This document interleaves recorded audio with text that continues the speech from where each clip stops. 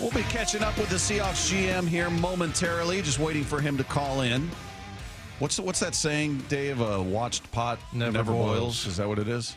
Somebody needs to tell that to Lefko. Lefko's just staring down at the phone, just looking at it. Oh, there we go. There you go. It did work for Mike. It boiled. The pot boiled, Dave. Yes, it did. There we go. Nice work, Lefko. Catch up with. He did great things there. He did fantastic work. So we'll catch up with Seahawks GM John Schneider here momentarily. Get his take on everything that went on with the draft and decision making and all of that stuff. And he called it, kind of a. What was the term he used? Basically saying there were some weird things that happened or unpredictable. Some random stuff? Random stuff. Well, we'll ask him. He's with us on the Emerald Queen Casino Sportsbook Hotline. He makes his triumphant return to the John Schneider Show. That would be John Schneider. How are you, man? Good. How we doing? We're doing good. How are you doing? Does it just feel like a giant weight off your shoulders? You can relax now, or are you still now you're buried in notes about free agents and other things going on out there? No, all good. Just kind of reviewing the process and, analyzing what we did and figuring out, best practices along the way, what worked well, what didn't work well. So, yeah. And then, bucket list Kentucky Derby this weekend. Bucket list Kentucky Derby? Is the Kentucky going to the Kentucky Derby. Are you really? Oh, man, that's awesome. Yeah, never been. It's weird that I didn't get invited, but anyway. It's probably not that weird. Yeah, maybe. Actually not. Yeah. Hey, so let's start at the top, John, with Devin Witherspoon. Thing I was saying is I think corner next to quarterback, corner might be the hardest job in the NFL, but you got a good one and a guy who just loves football, and he's a hammer, right? This guy is he wants to hit people, and he wants to play football. He loves it. No doubt. I tried giving it to you guys the other day when we were comparing wide receivers and corners, I guess. But, we loved them all throughout the process. I think everybody did a great job of keeping it in-house. How excited we were about him throughout the process. I don't think, nationally, it was just kind of like people put him up there and then nobody really talked about him that much. So we were just really excited as a whole group that he was still available. I know it sounds crazy, but still available. We really didn't know what was going to happen in front of us, so it was very much wide open. But you're talking about a really, really tough, instinctive football player who loves playing ball, and we had a great visit with him up here. Everybody, the whole staff, the whole building loved him, and really infectious personality. I think you guys are going to learn to like him a lot. Well, if you're going to try to secretly, sneak info to us, you're going to have to use smaller words and speak slower because it went right over our heads. We didn't get it, John. So okay. Hey, as far as taking him there, was that an easy, obvious pick because you still had Jalen Carter there, you still had Tyree Wilson there, and we looked, all the mock drafts we talked about had one of those two players going to you guys at 5, pretty much every single one of them. Was it much of a debate, or when you saw him there, you said, nope, easy, that's our guy?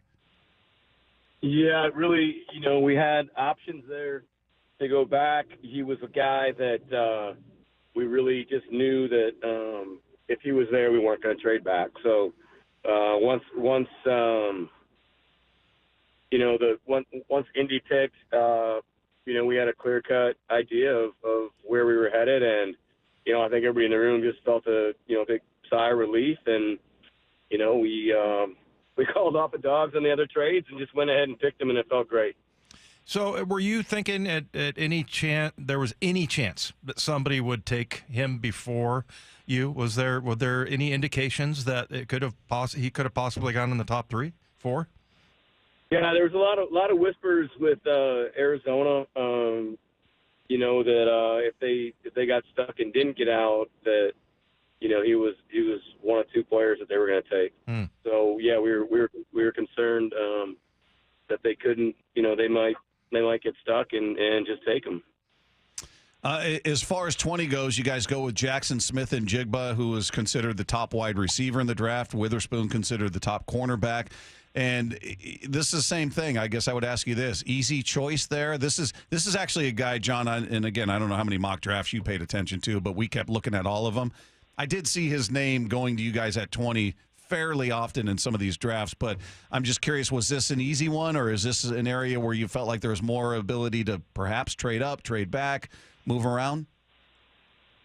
It was an easy decision. There was a decision, again, whether or not to move back and acquire more picks.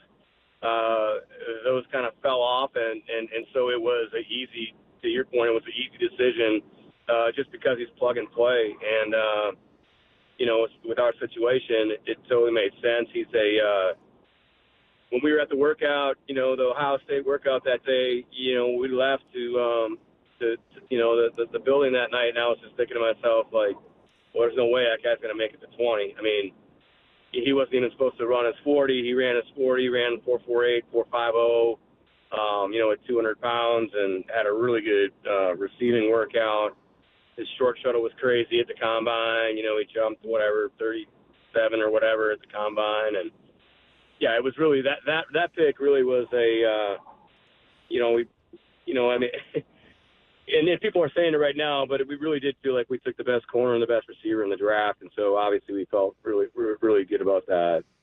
Hey, John, I was particularly excited about Derek Hall, and, we all have kind of gotten an idea what kind of a guy he is and everything, and just very inspirational, all that. But specifically, how do you envision him playing in the defense? Is he up on the line? Is he off the ball? Where is he? Who's a comp that you have on this team? Is it like where Boye Mafe would play? Where do you use him? Yeah, I think he's definitely similar to Boye. He's a guy that really carried his team. The program was struggling a little bit, and he was the alpha dog there.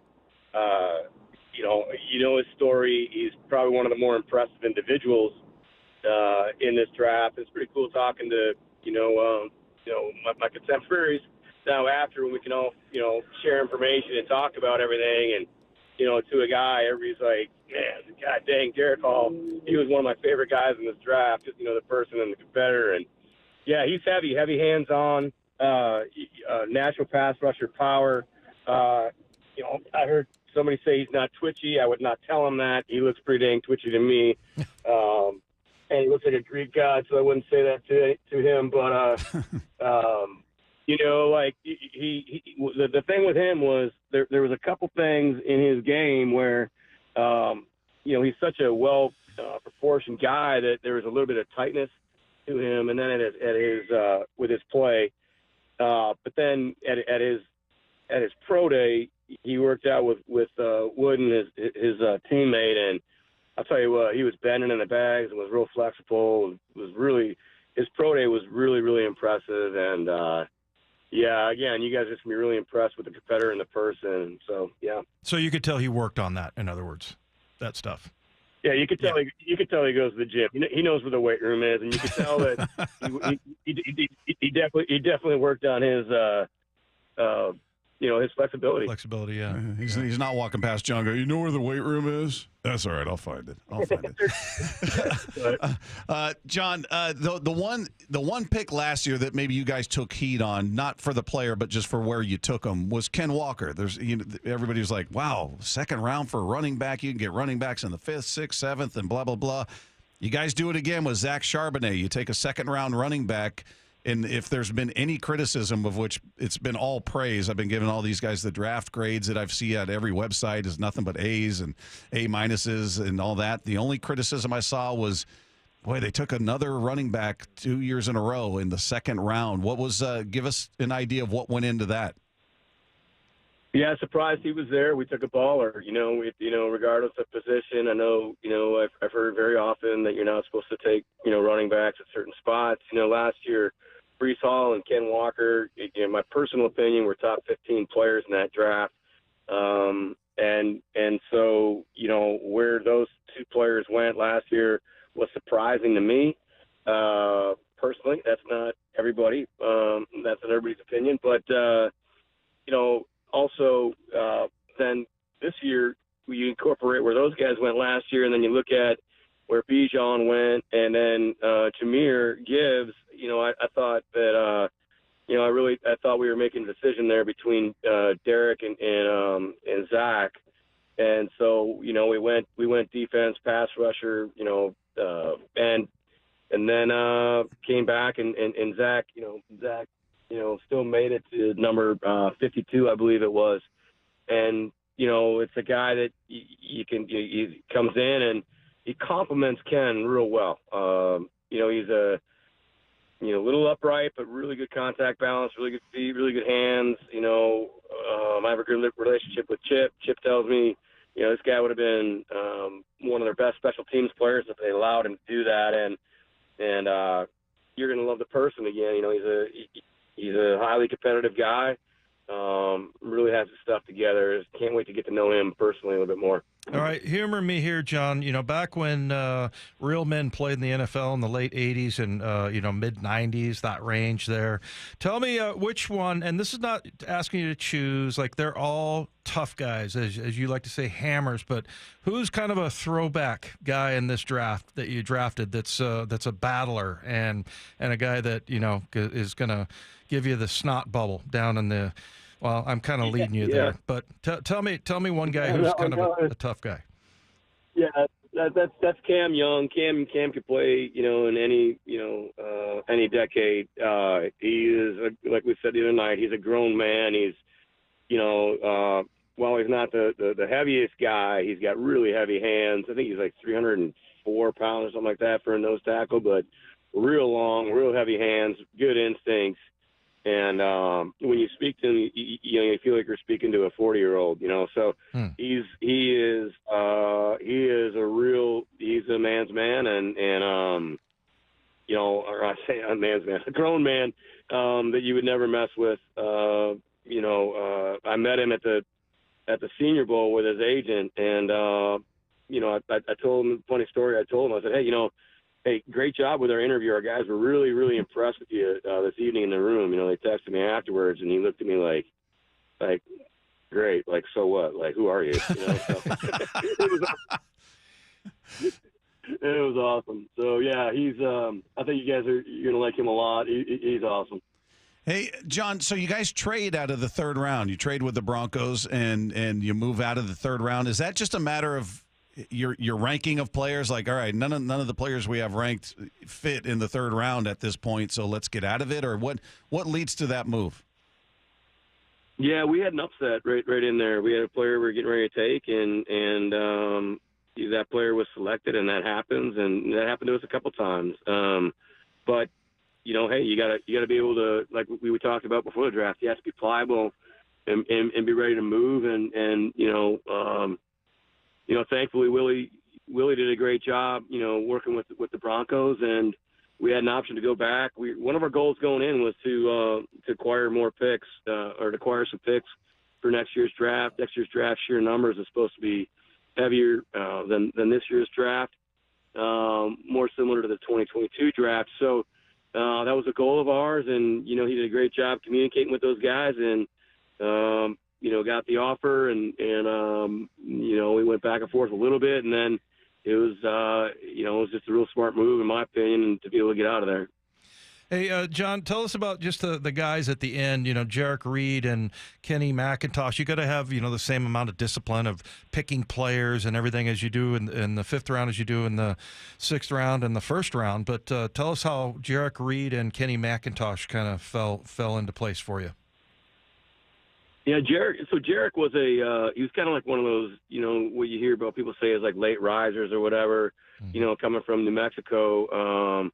And Ryan Florence, who scouts the area for us, it was one of his favorite players. We have guys that, the scouts have, we call them conviction guys. And, this was one of his top conviction guys in his area. And we had him in for a visit. Yeah, kind of an angry little elf, and that guy says that in Elf. I asked him in the visit, I was like, hey, man, are you okay? He came in for the 30 visit. Are you all right? He's like, yeah, why? I'm like, 'cause you play like you're an angry elf out there, man. You're aggressive out there, man. Like, you're mad at somebody. He's like, hey, that's the way I play the game, boss. So, yeah, it was he's got a ton of range, position versatility, really intense dude from KJ's hometown, Olive Branch. And, that's right. Yeah, we're really excited with him. Kenny McIntosh, did not have a great spring in terms of testing, but he's just a football player, a real wise man that helped raise me in this league. Told me one day, if you ever get a chance to take an SEC running back, you got to go for it. And to have him still sitting there that late, 237 is really mind blowing, and so that really, you're getting into free agency trying to figure out who the guys that are going to be highly paid and highly sought after in rookie free agency. Obviously, Kenny, had to be one of those guys. So we were like, hey, we just take the best player here and to put him to his skill set, add his skill set with Ken and DJ and Zach. It's going to be a really, really fun group to watch. An angry little elf. I like that. John, so, hey, that's from the movie Elf. That is Elf. Oh, yeah. We knew that. Yeah. We had that one. Talking to Peter Dinklage, I remember. Hey, as far as Kenny McIntosh goes, we were watching. We played the audio from your call with him, and I mean, he was sobbing on the phone, and that is so cool for me to see that, to see how much this means to players out there. And I've got to imagine, is that not one of the cooler parts of your job, is to just hear that joy that you just brought to somebody with that phone call? It really, really is. It's a huge blessing, man, because, you have moments where you have, really ugly days where you have to make really ugly decisions, and that's part of the job. But, being able to call these guys and say, hey, look, there is so much manpower, so many hours, so many resources that go into these decisions. And, it's a really, really cool day for these guys and their families. And, you could see it, seeing the video later on with Kenny and his family. Honestly, if you would have told me, he would have been gone in the third round, I wouldn't have blinked an eye. And so, I can imagine that he's thinking to himself, try to put yourself in his position and the way he's thinking about, how the draft is unfolding is it had to be a tough couple of days there, Hey, John, so not without going through all of them, but, one of the big things you've done is sign some undrafted free agents, guys like Doug Baldwin and Jermaine Kearse. Any a couple of names there of guys you signed that stand out to you? Oh, yeah, it was a really cool group. I would say, probably Bobo from UCLA that people would know out here. 6'5" guy, didn't run as well as he wanted to, but, Duke transfer. Again, Chip told me he would have been one of their better special teams players. David Cutcliffe and Chip referred to him as one of the best practice players they've ever been around. And, I think it's going to be really interesting just to watch his skill set as it see how that fits in with our current group. I think, there's a whole, we signed 26 guys, so, and we're going to have a whole bunch of guys in for the rookie mini camp, not this weekend, the following weekend. So, yeah, I think it's going to be really interesting to see all these guys in person. And, but yeah, he'd be the one guy that if he was drafted, I think people would have been like, oh, wow, yeah, I got that guy. I know who he is. And yeah, he's a big time competitor. Excited for the weekend though. And I got to say, just really thankful to everybody, that throughout this process. I know I've talked to you guys about it, but, all the docs and the trainers and the video guys and, obviously the scouts and the coaches jumping in after the season and everything. It's such a huge process, and I'm just really, really proud of and thankful, with everybody that contributes, George in security, Dave Pearson at PR. It's been a really great year. And as we keep trying to, improve our process. Hey, John, one guy that we've spent some time talking about, and I want to get your take on him, is your center, Oluwatimi. I guess it's Oluwatimi. This is a guy who, he wins the Outland Award Trophy. He wins the Remington Award Trophy. He's got all the accolades that an interior lineman, a center could possibly want. And yet he lasts until the fifth round. And I'm not watching Michigan games every weekend, so I'm not sure what the story is. Was Why do you think he fell to you guys there? It seems like, and I had somebody, one of the articles I sent last night was the writer said that's the steal of the draft was Oluwatimi. So seemed like he was just as confused. Yeah, reflection of the position, I would say, and then that position is there's particulars, characteristics within that position that people value different than others, and so he was to be able to select those two guys from Michigan right there was that was one of the more fun parts of the weekend for us. Mike Morris is big long guy that 6'5" and can change and long arms and everything and really active, really good hands, and he was a stand-up outside linebacker, like 280-ish, and then tried dropping weight to run fast and put up all the all the workout numbers and the combine numbers and all that kind of stuff, and it didn't go his way. So have a good relationship with his agent Mike McCartney, and he basically told me that they're going to he's going to put weight back on and he's going to so I guess Saturday morning he sent me a video getting on the scale at he's 295 and so he's going to be a defensive end and let's go, and then coming back and with Olu and just steady Eddie goes into a big time program coming from Virginia, going into Michigan with a lot of expectations for their season, and is named the captain right away when he gets there. Incredibly smart, tough, reliable guy. You can't move him, and he's a great competitor. Just really, really, really exciting part of the draft for us. I know in the 5th round that seems weird for people, but it was a really great time. John, it's been so much fun talking to you each and every week, and I'm glad we got a chance to talk to you post-draft to get your thoughts, and I know the fans love it, and like I said, we've really enjoyed it. So we appreciate the time as always, my friend. Thanks so much for that. Good stuff. It's been fun, guys. Take care. We'll miss you. See you, John. Come back on. See you guys. Okay, all right. Thanks, John. There you go. John Schneider, GM of your Seattle Seahawks.